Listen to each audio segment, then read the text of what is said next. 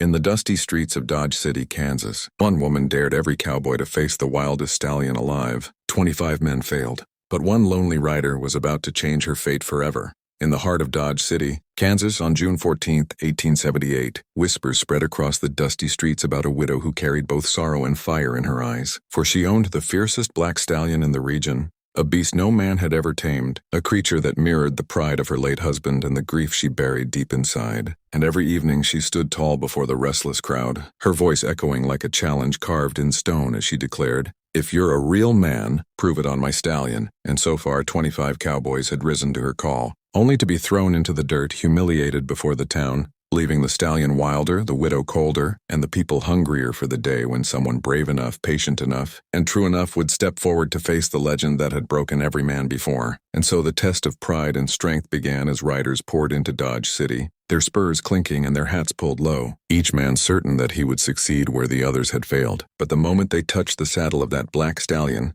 the world seemed to explode beneath them, the beast leaping with a fury that rattled the very ground, and one by one the cowboys were flung into the dust. Their bodies sprawled and their pride shattered, some limping away with bruises, others clutching their ribs, their voices silenced by pain. And the crowd, hungry for entertainment, laughed and jeered, mocking every man who dared to rise again only to stumble, while the widow stood tall with arms folded and eyes as cold as iron, her heart locking itself tighter with every failed attempt. For this was not a game to her. It was the legacy of her husband, the untamable fire of the stallion that he had once claimed as his own. And though people came from as far as Texas, riding hard across the plains, and from New Mexico with stories of wild broncos, not a single man lasted long enough to prove himself, their efforts swallowed by the beast's rage and the widow's silence. And as the days turned into weeks, the challenge transformed into something larger than the woman herself. It became a legend retold around campfires and saloons, a daring tale that spread across counties, daring cowboys to step into Dodge City and test their worth. Yet with every failure the crowd grew sharper in its mockery, delighting in the spectacle, while the widow's heart grew colder still, as if every fall was another reminder that no man could match the strength of the one she had lost. And behind her steady gaze a storm brewed, not only of grief but of defiance, for she would rather see 100 men fall than let anyone unworthy tame the spirit of the stallion. And so 25 riders had already faced the dust. 25 dreams broken against the fury of hooves, 25 reputations scattered like straw in the wind. And still the horse snorted defiantly. Still the crowd gathered with restless excitement, and still the widow stood waiting, her challenge burning in the air like fire, daring the next soul to try, daring fate itself to bring forward a man who would not break. For the black stallion was no mere animal now, it was a living trial, and the woman who guarded it carried more than sorrow. She carried the weight of a legend that demanded a hero to rise. Then, on a sweltering afternoon when the town's patience was worn thin, and the stallion's fury still echoed across the corral, a lone rider drifted in from the horizon, his horse weary and his boots coated with the red dust of countless miles, his hat pulled low to shield eyes that had seen too much. And though no one knew his name, his silence spoke louder than all the bragging that usually filled the saloon doors, for he carried himself with a weight that was not arrogance but survival, a man carved by long nights on empty trails and battles no one else had witnessed. And when he tied his tired horse to the post outside the corral, men whispered and women watched, some mocking him with laughter as they muttered that this drifter would not last a heartbeat against the black stallion, while others dismissed him as another broken wanderer chasing coin. Yet the widow, standing near the fence with her unyielding gaze, saw in him something the rest did not. A stillness that did not tremble before the restless beast, a calm that did not flare with reckless pride. And as he leaned quietly against the rail, saying nothing, drinking nothing, and meeting no challenge except the steady snort of the stallion, she felt for the first time in years that perhaps the test was not about strength alone, but about patience and spirit. And though the crowd jeered, calling him too thin, too weary, too lost to matter, he neither answered nor turned away. He only studied the horse with eyes that spoke of scars deeper than flesh. And in the heavy air of that June day a hush seemed to fall for a moment, as if the land itself recognized that someone different had arrived, someone not chasing glory but carrying a truth too heavy to share. And while 25 had fallen before her challenge, the widow's heart stirred faintly at the thought that this man, silent and unshaken, might face the stallion in a way no one else dared, not with fire but with quiet understanding, not with force but with something older, something earned through loss. And though she did not speak it aloud, her gaze lingered longer than she wished, the faintest spark of hope hidden behind her grief, as the lonely cowboy stood against the setting sun, ready or not, to test himself against the legend that had broken every man before him. At the break of dawn, when the mist still clung to the earth and the corral stood heavy with silence, The townsfolk gathered in restless anticipation, their voices low yet eager as they pressed against the rails to witness what they believed would be another swift defeat. But when the quiet stranger stepped forward, every whisper seemed to fade, for he carried himself with no swagger, no loud claim, only a steady calm that unsettled even the most doubtful eyes. And as he pushed open the gate, the black stallion flared its nostrils and stomped the ground with fury, its dark coat shining like fire beneath the rising sun. And instead of rushing in, as so many had done, the cowboy moved slowly, whispering soft words carried only to the ears of the beast, his hand lowered, his body unthreatening, every motion deliberate. And though the animal reared and struck the air with hooves sharp as iron, he did not flinch, he did not swing a rope, he did not fight.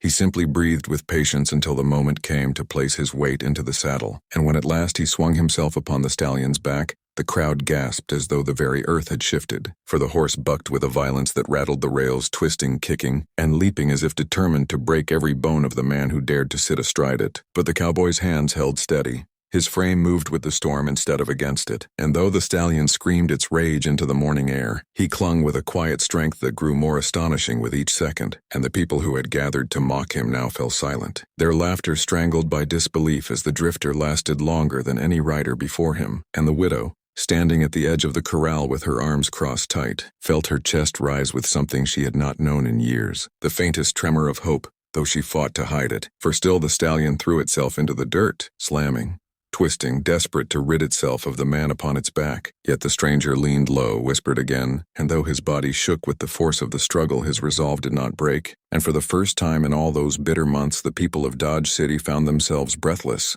watching not another fool tumble into the dust, but a man who refused to be defeated. And in that long minute that stretched like eternity, the legend of the widow's challenge trembled, for maybe, just maybe, someone had come who would not fall. At last the stallion's power surged one final time, twisting with a violent leap that sent the cowboy crashing into the dirt, the sound of impact echoing through the corral as the crowd erupted with gasps and shouts. Yet while so many before had cursed or limped away in defeat, this man rose slowly, brushing the dust from his hands with no anger in his eyes, and instead of reaching for a rope or raising his voice, he stepped forward again, calm as a river under moonlight, his hands stretching out not with force but with quiet understanding. And the stallion, still heaving with fury, stomped and snorted yet found itself meeting a gaze unshaken by pride or fear, a gaze that carried patience carved by years of hardship. And as the stranger moved closer, he laid his palm gently upon the animal's trembling neck, his touch steady, his voice low, a whisper meant only for the creature that had broken every other man. And in that moment the air itself seemed to shift,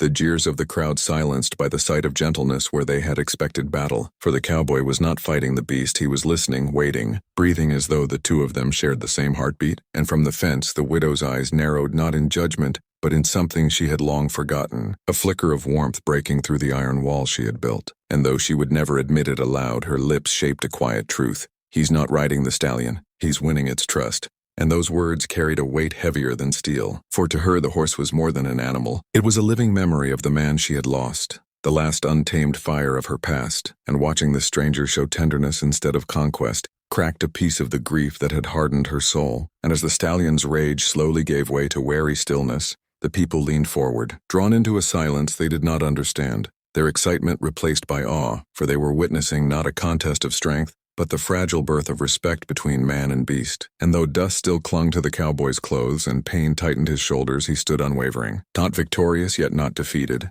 only present in that fragile space where trust begins. And the widow, with her heart caught between sorrow and hope, felt for the first time that perhaps her challenge was never about proving manhood at all, but about finding someone who could see beyond fury to the soul beneath. And in that single breath she knew the legend of her stallion had reached a turning point, and the story of the quiet stranger had only just begun. When the sun rose again over Dodge City, the air carried a rare stillness, and as the townsfolk gathered with restless anticipation, the stranger stepped into the corral once more, his movements unhurried, his shoulders bearing the weight of both dust and determination, and without a word, he placed his hand on the black stallion's neck before pulling himself into the saddle, the leather creaking softly as the beast exploded with raw defiance, plunging and bucking with the same fury that had unseated so many before. Yet this time the rider did not merely cling, he moved with the storm, guiding with patience, leaning with grace, his whispers steady as the crowd held its breath. And though the horse reared high enough to scrape the sky itself, The man never pulled the reins in anger, never raised his hand in force. Instead, he let the beast rage until rage burned itself thin, and as the long minutes stretched, the stallion's fury slowed, its muscles trembling, its wild breath turning heavy, its eyes glancing back not with hatred but with recognition, and the people pressed harder against the rails.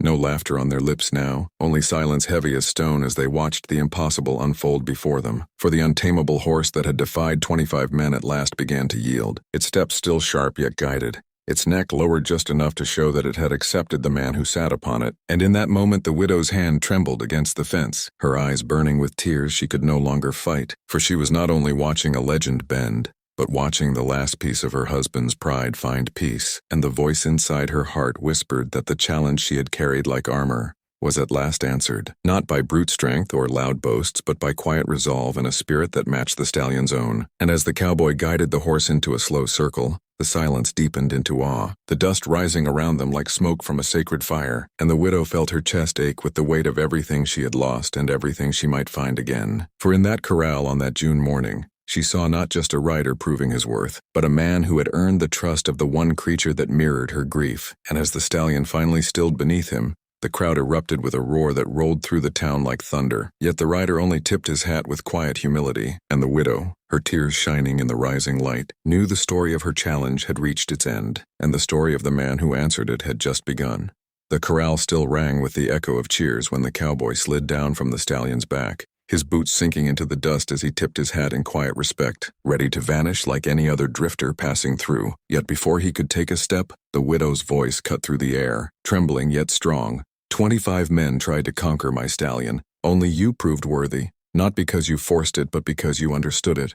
And in that fragile silence her eyes met his, two souls scarred by loss, finding in each other the faint light of hope that neither thought they would feel again. And though no promise was spoken, the air carried the weight of something new, a bond born not of conquest but of trust, and the people of Dodge City knew they had witnessed a story that would be told for generations. For legends are not only written in dust and blood, but in the moments when patience and compassion triumph over pride. And as the crowd dispersed, the tale of the widow, the stallion, and the quiet stranger became part of the West itself, a reminder that strength is not in breaking but in understanding. And perhaps that is why stories like these still live on. So tell me, do you believe true strength lies in power or in patience? Share your thoughts in the comments, and if you want more untold Western stories filled with heart and grit, then keep watching. Like, share, and subscribe to Western Stories, where the echoes of the Wild West will never fade.